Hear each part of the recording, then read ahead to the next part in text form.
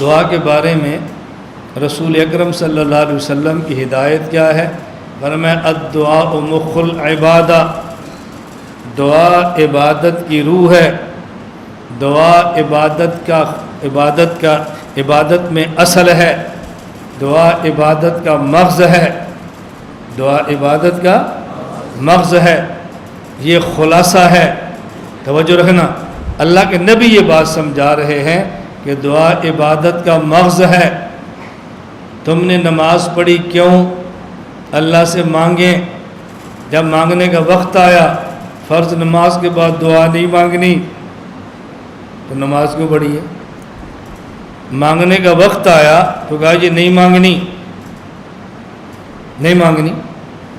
ایک آدمی پہلے بیت الخلاء جاتا ہے، طہارت حاصل کرتا ہے، پھر وضو کرتا ہے، پھر مسجد میں آتا ہے، پھر سنت پڑھتا ہے، پھر فرض کی انتظار کرتا ہے، پھر فرض نماز پڑھتا ہے، اور نماز کے بعد جب اللہ سے مانگنے اور اللہ کے دینے کا وقت آتا ہے یہ چلا جاتا ہے۔ کیوں؟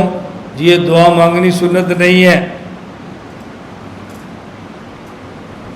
کیوں چلا گیا؟ وقت کم ہے، کیوں چلا گیا؟ مجھے جلدی ہے۔ 1 سے لے کے 30 تاریخ تک مزدوری کی ہے، روزانہ 8 گھنٹے، تاکہ 1 کو پیسے مل جائیں 20,000۔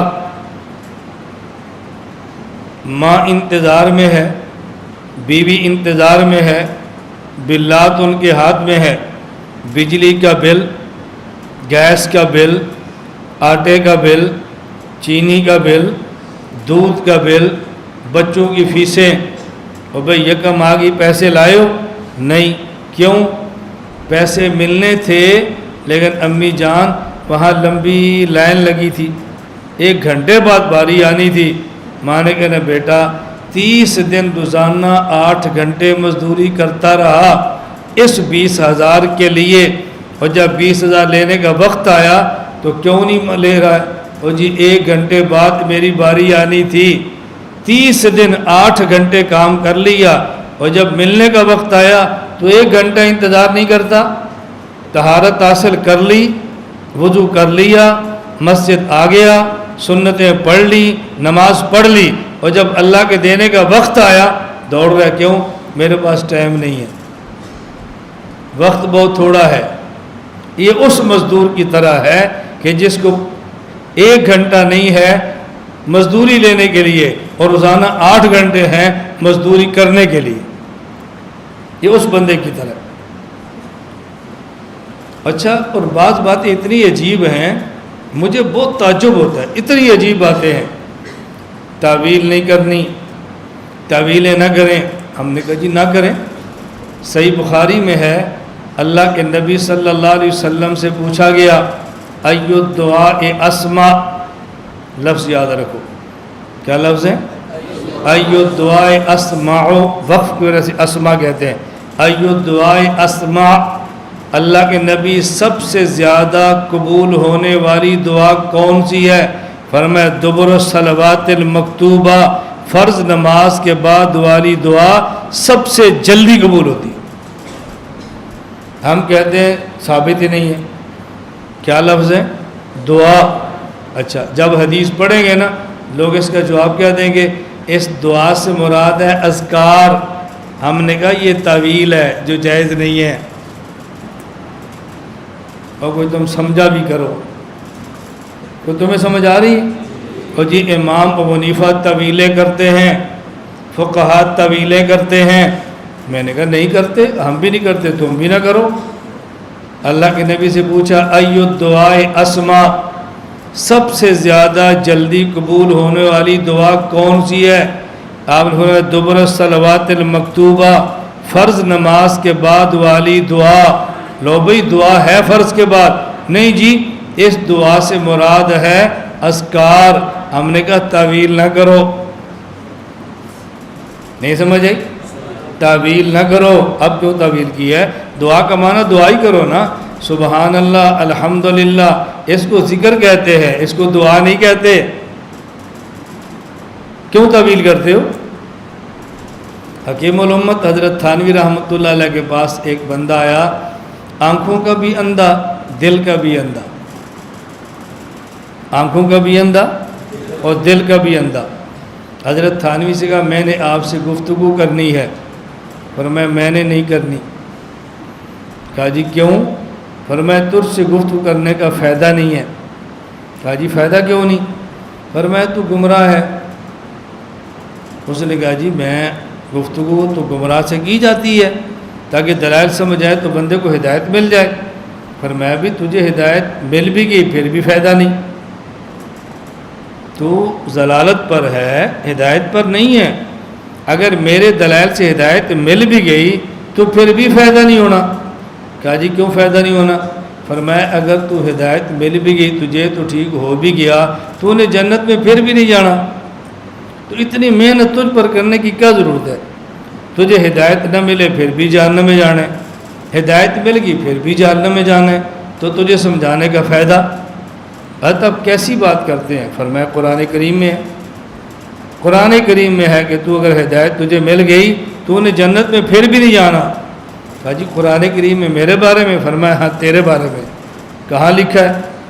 فرمایا 15واں پارہ سورہ بنی اسرائیل میں ہے، من کان فی ھذہ اعمیٰ فہو فی الآخرۃ اعمیٰ، جو دنیا میں اندھا ہے وہ قیامت کے دن بھی اندھا ہوگا، جنت میں اندھا نہیں جائے گا، دیکھنے والا جائے گا۔ تجھے ہدایت ملے بھی گی تو نے پھر بھی فائدہ نہیں۔ اس نے کہا اس آیت کا مطلب یہ نہیں ہے۔ فرمایا کیا ہے؟ کہا جی اس آیت کا مطلب جو دنیا میں اندھا ہے یعنی ہدایت پر نہیں ہے، وہ قیامت کے دن اندھا ہوگا، یعنی یہ آنکھیں اس کی نہیں ہوگی۔ تو اس دنیا میں اندھے ہونے کا معنی نبینا ہونا نہیں ہے، دنیا میں اندھا ہونے کا معنی ہدایت سے محروم ہے۔ فرمایا بھئی یہ تو تعویل ہے۔ یہ کیا ہے؟ تیرا اور ہمارا تو جھگڑا ہی یہ ہے، تو نے کہا میں امام حنیفہ کو نہیں مانتا، میں تقلید نہیں کرتا کیونکہ وہ تعویلیں کرتے ہیں۔ تیرا میرا تو جھگڑا ہی یہ ہے۔ اب بتا اگر تعویل نہ کریں تیرا جنت میں جانا ثابت ہو سکتا ہے؟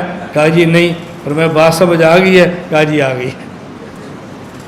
تھانی فرمایا میں اس لیے کہہ رہا تھا کہ تعویل نہ کرے تو تیرا جنت میں جانا ثابت نہیں ہو سکتا، تعویل کریں گے تو جنت میں جائے گا۔ تو جو تجھے گلہ امام حنیفہ پر تھا نا، وہ تعویلیں کیوں کرتے ہیں، وہی گلہ ہمارا تیرے اوپر ہے، تو تعویل کیوں کرتا ہے؟ کہا جی حضرت مجھے بات سمجھ آ گئی۔ فرمایا جزاک اللہ، بہت اچھا وہ سمجھ آ گئی۔ آپ کو سمجھ آ رہی؟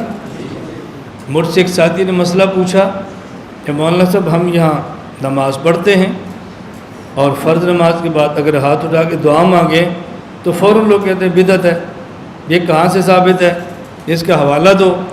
پھر میں نے کہا تم نے ان سے کہنا ہے جب کہیں نا تو یہ کہاں سے ثابت ہے، حوالہ بعد میں دینا، تیرے بس میں نہیں ہے، تو مولوی نہیں ہے۔ ہم علماء کو وہ جواب دیتے ہیں جو علماء کی شان کے لائق ہے، اور غیر علماء کو وہ جواب سمجھاتے ہیں جو ان کی حیثیت کے مطابق ہے اور وہ جلدی آگے دے سکتے ہیں۔ میں نے کہا اس بندے سے کہنا ہے دیکھو بھی مسجد میں نماز ہوئی، 200 بندے نے امام کے پیچھے نماز پڑھی ہے، 50 بندے سلام پھیرتے ہی اٹھ گئے ہیں، نہ ذکر کی ہے، نہ دعائیں مانگی، نہ تسبیحات ہے، کچھ بھی نہیں ہے، اور میں ہاتھ اٹھا کر دعا مانگ رہا ہوں۔ تو مجھ سے پوچھ رہا ہے کہاں سے ثابت ہے؟ یہ جو 50 بندے بغیر ذکر کے باہر گئے ہیں تو ان سے کیوں نہیں پوچھتا؟ بغیر تسبیحات کے اٹھ کے جانا یہ کہاں سے ثابت ہے؟ ان سے پوچھنا۔ اگر مسئلہ ثبوت کا ہوتا تو ان سے پوچھتا، تو ان سے نہیں پوچھتا تو مجھ سے پوچھتا ہے۔ اس کا مطلب مسئلہ ثبوت کا نہیں ہے، مسئلہ ہم سے لڑائی کا ہے۔ بس آپ کو سمجھ آ رہی؟ الدعاء مخل، دعا عبادت کا مغز ہے۔ ہمارے احناف فقہا نے لکھا ہے کہ فقہ قرآن اور حدیث کا مغز ہے، فقہ قرآن اور حدیث کا مغز ہے۔ ایک بندہ مجھے کہنے لگا کہ مولانا صاحب یہ قرآن اور حدیث کی توہین ہے، آپ بادام لیتے ہیں، ایک بادام کے اوپر چھلکا ہے، ایک اندر مغز ہے، ایک مغز ہے۔ آپ مغز کو رکھتے ہیں، چھلکے کو پھینک دیتے ہیں۔ تو جب تم نے کہا فقہ قرآن حدیث کا مغز ہے تو تم نے قرآن حدیث کو چھلکا کہہ دیا اور فقہ کو مغز کہہ دیا۔ چھلکے پھینکتے ہیں اور مغز کو لیتے ہیں، یہ تو تم نے قرآن حدیث کی توہین کی ہے۔ میں نے کہا پکا رہنا، اس بات پہ پکا رہنا۔ کیا مطلب؟ میں نے کہا تو پکا رہنا، اب میں حدیث پڑھتا ہوں تو نے فتویٰ لگانا ہے۔ رسول اللہ صلی اللہ علیہ وسلم فرماتے ہیں الدعاء مخ العبادہ، دعا عبادت کا مغز ہے۔ رکوع چھلکا، قیام چھلکا، تلاوت چھلکا، سجدہ چھلکا، تشہد چھلکا اور بعد میں دعا مغز۔ تو حضور پاک نے رکوع سجدے کی توہین کر دی نا، لگا فتویٰ۔ میں نے کہا لگاؤ فتویٰ۔ کہا جی اس حدیث کا معنی یہ نہیں۔ میں نے کہا جو ہے وہ آپ بیان کر دیں۔ کہا اس حدیث کا معنی یہ ہے کہ دعا عبادت کا نچوڑ ہے۔ کیا مطلب؟ مقصود دعا سے، مقصود عبادت سے اللہ سے لینا ہے، تو جب اللہ دیتے ہیں تم لیتے کیوں نہیں؟ میں نے کہا اسی طرح جملے کا معنی یہ ہے کہ یہ فقہ قرآن حدیث کا نچوڑ، قرآن حدیث کا خلاصہ ہے۔ قرآن سے مقصود بھی مسائل پہ عمل ہے، حدیث سے مقصود بھی مسائل پہ عمل ہے، اور جو مسائل قرآن حدیث سے نکلتے ہیں اسی کا نام فقہ ہے، اسی کا نام فقہ ہے۔ میں نے کہا بھی کوئی اور بات؟ ہم جو سینہ تان کے دنیا میں چلتے ہیں نا، یوں نہیں چلتے۔ جو لوگ شرمندہ ہوتے ہیں اور اپنے حنفی ہونے پہ سر جھکا کے چلتے ہیں، ان کو اپنے مسلک کا پتہ نہیں ہے، اپنے مذہب کا پتہ نہیں ہے، دلائل کی دنیا سے دور ہیں۔ بحمد اللہ تعالی، اللہ آپ سب کو توفیق عطا فرمائے۔ ہمارے علماء کے پاس بصیرت بھی ہے جو اللہ کے تعلق سے ملتی ہے، ہمارے علماء کے پاس عقیدت بھی ہے جو اللہ اپنے کرم سے عطا فرماتے ہیں۔ یہ بصیرت عقیدت دو جمع ہو جائے نا، بس مزہ آ جاتا ہے۔ ان میں سے ایک چیز بھی چلی جائے مزے ختم ہو جاتے ہیں۔ میں سمجھانا صرف یہ چاہ رہا تھا ہم اللہ سے مانگنا سیکھیں، اللہ سے مانگنا، بس ہم عادت بنائیں کہ ہم نے اللہ سے مانگنا ہے انشاءاللہ۔ فرض نماز کے بعد بولو مانگیں گے، تہجد کے بعد مانگیں گے، تلاوت کے بعد مانگیں گے، عبادات کے بعد مانگیں گے۔